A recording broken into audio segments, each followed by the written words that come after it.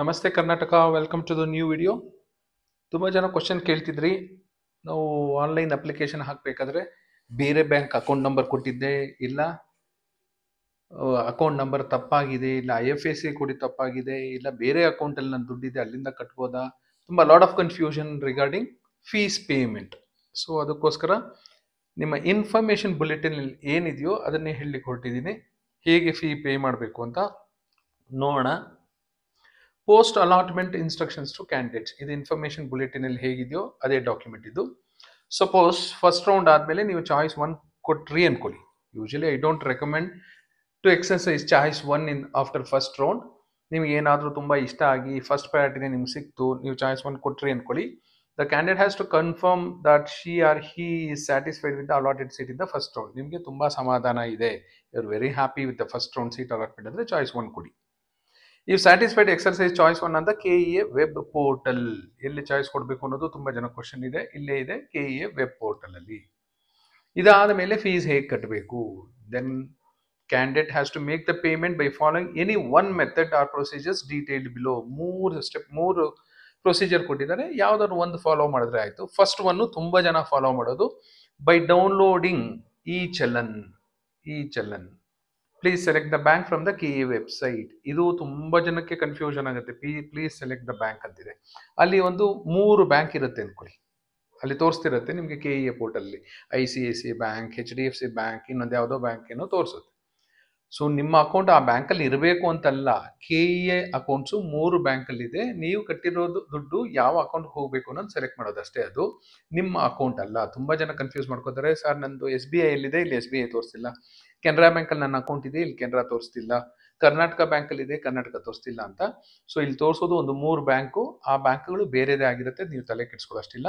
So ಇನ್ನೊಂದ್ಸರಿ repeat ಮಾಡ್ತೀನಿ, ಈ ಚಲನ್ನ ಡೌನ್ಲೋಡ್ ಮಾಡ್ಕೊಳ್ಳಿ. Then please select the bank. ಯಾವುದಾದ್ರೂ ಒಂದು ಬ್ಯಾಂಕ್ ಕ್ಲಿಕ್ ಮಾಡಿ from the KEA website. KEA website ಅಲ್ಲಿ ಯಾವುದೊಂದು ಬ್ಯಾಂಕ್ ಸೆಲೆಕ್ಟ್ ಮಾಡ್ಕೊಳ್ಳಿ, ಈ ಚಲನ್ ಡೌನ್ಲೋಡ್ ಮಾಡ್ಕೊಳ್ಳಿ. ನಿಮ್ಮ ಅಕೌಂಟ್ ಇರುತ್ತಲ್ಲ, ಯಾವುದಾದ್ರೂ ಸರಿ, ನೀವು KEA ಯಾವ ಕೊಟ್ಟಿದ್ರೋ ಅದು ತಲೆ ಕೆಡ್ಸ್ಕೊಬಿಡಿ. ನಿಮ್ಮ ಅಕೌಂಟು ಯಾವ ಬ್ಯಾಂಕಲ್ಲಿದೆ ಆ ಅಕೌಂಟಲ್ಲಿ ಸಫಿಷಿಯೆಂಟ್ ಅಮೌಂಟ್ ಇರುತ್ತಲ್ಲ, ಇಟ್ಟಿರ್ತೀರಲ್ಲ, ಆ ಅಕೌಂಟ್ಗೆ ಹೋಗಿ ಅಲ್ಲಿ ತೋರಿಸಿ ಅದನ್ನು ಟ್ರಾನ್ಸ್ಫರ್ ಮಾಡ್ತಾರೆ. ನೆಕ್ಸ್ಟ್ ಟ್ರಿಪ್ಲಿಕೇಟ್ ಇರುತ್ತೆ, ಅಂದರೆ 3 ಕಾಪಿ ಇರುತ್ತೆ. ನಿಮ್ಗೊಂದು ಕಾಪಿ ಕೊಡ್ತಾರೆ, ನೆಕ್ಸ್ಟ್ ಕಾಲೇಜ್ ಕೊಡೋದೊಂದು ಕಾಪಿ, ನೆಕ್ಸ್ಟ್ ಬ್ಯಾಂಕ್ ಅವರು ಒಂದು ಇಟ್ಕೊಂಡಿರ್ತಾರೆ. ಸೊ ಆ 2 ಕಾಪಿನೂ, ಕಾಲೇಜ್ ಕೊಡೋ ಕಾಪಿ ಮತ್ತು ನಿಮ್ಮ ಕಾಪಿ ಸೇಫ್ ಆಗಿ ಇಟ್ಕೊಳ್ಳಿ. ಇನ್ನೂ ಹೇಳಬೇಕಂದ್ರೆ ಎಲ್ಲ ಏನೇನು ಡಾಕ್ಯುಮೆಂಟ್ಸ್ ಇದೆಯೋ ಎಲ್ಲ ಸ್ಕ್ಯಾನ್ ಮಾಡಿ ನಿಮಗೆ ಮೇಲ್ಗೆ ಹಾಕಿ ಇಟ್ಕೊಳ್ಳಿ. ಇದು ಫಸ್ಟ್ ಸ್ಟೆಪ್, ಫಸ್ಟ್ ಪ್ರೊಸೀಜರ್. ಸರಿ ಸರ್, ಇದಿಷ್ಟ ಇಲ್ಲ ನನಗೆ, ಬೇರೆ ಯಾವುದಾದ್ರೂ ಇದ್ರೆ ಹೇಳಿ ಅಂದರೆ, next by downloading NEFT, RTGS, IMPS challan from the KEA website.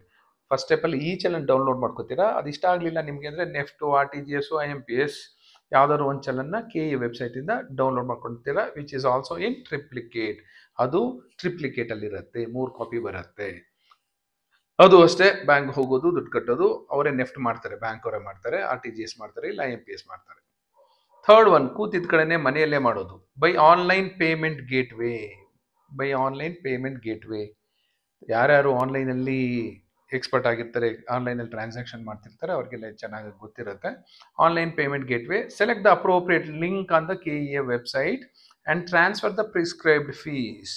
ಅಲ್ಲಿ ಅಪ್ರೋಪ್ರಿಯೇಟ್ ಲಿಂಕು KEA ವೆಬ್ಸೈಟಲ್ಲಿ ಚೆಕ್ ಮಾಡಿ, ಆಮೇಲೆ ಟ್ರಾನ್ಸ್ಫರ್ ದ ಪ್ರಿಸ್ಕ್ರೈಬ್ ಫೀ. ಹೇಗೆ ಟ್ರಾನ್ಸ್ಫರ್ ಮಾಡ್ಬೋದು? Using your credit card or debit card or net banking.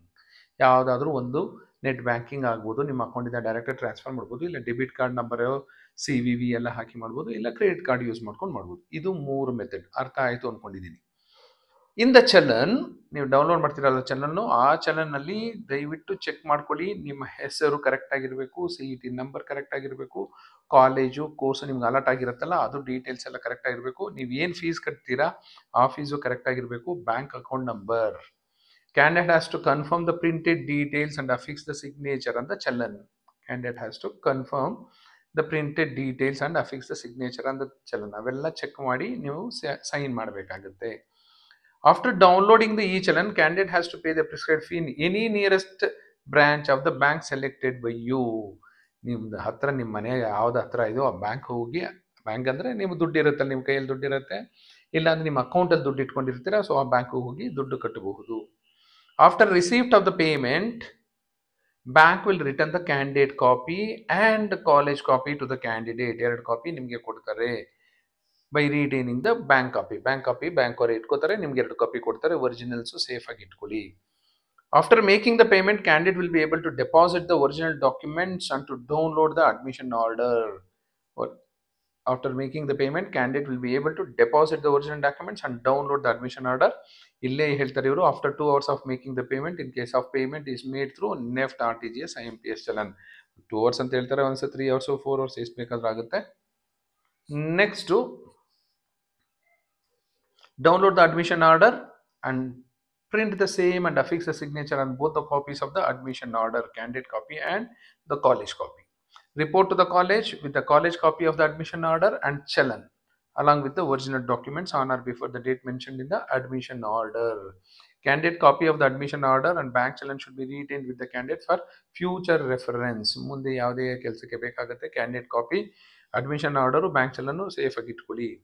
Log on to KA portal, enter the college reporting details. College admission ಆದಮೇಲೆ KA ವೆಬ್ಸೈಟಲ್ಲೇ ನೀವು update ಮಾಡಬೇಕಾಗತ್ತೆ. This is about choice 1 ಕೊಟ್ಟರೆ ಹೇಗೆ fees ಕಟ್ಟಬೇಕು, ಮುಂದಿನ ಪ್ರೊಸೀಜರ್ ಏನು ಅಂತ ಅರ್ಥ ಆಯಿತು ಅಂದ್ಕೊಂಡಿದ್ದೀನಿ. ಅರ್ಥ ಆಗಲಿಲ್ಲ ಅಂದರೆ ಇನ್ಫಾರ್ಮೇಷನ್ ಬುಲೆಟಿನ್ನಿದೆ, ನೀಟಾಗಿ ಪ್ರಿಂಟ್ ಆಗಿದೆ, ಮತ್ತೆ ಓದ್ಕೊಳ್ಳಿ, ಏನು ತೊಂದರೆ ಇಲ್ಲ. So this is about how to pay the fees. Thank you.